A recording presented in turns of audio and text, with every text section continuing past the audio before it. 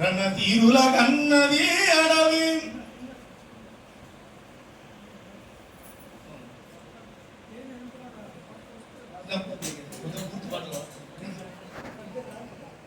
పచ్చని అడివమ్మ ఒడిలో వెచ్చని నెత్తుటి దారలు పచ్చని అడివమ్మ ఒడిలో వెచ్చని నెత్తుటి దారలు ఎండిన ఆకుల గుండెలా కట్టి లేపెన చారలు ఎండిన ఆకుల గుండెలా కట్టి లేపెన చారలు మారని గాయాల మధ్య మరువని ధ్యానాలతోని తిరిగి రాని బిడ్డలను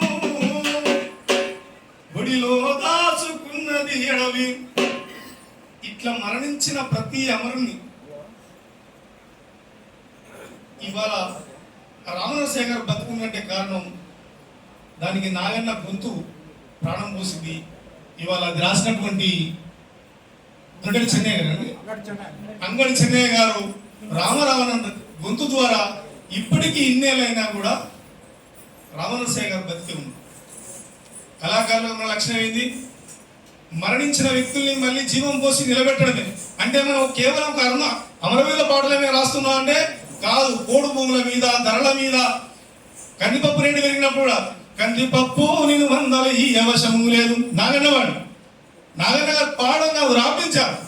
కందిపప్పు నేను వందల ఈ అవసరము లేదు జర్ర జప్పు ఎవరింట్లో పుట్టి పెరిగినావు అప్పు చేసి పప్పు కూడు తిందామంటే నిన్ను ముట్టుకుంటే నిప్పై మండావు పప్పు జర్ర జప్పు కందిపప్పు నీవు అందరి అవసరము లేదో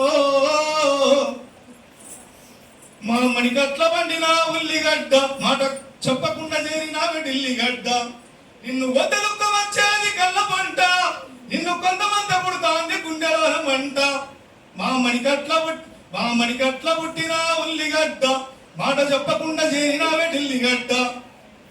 పండించే రైతు శ్రమ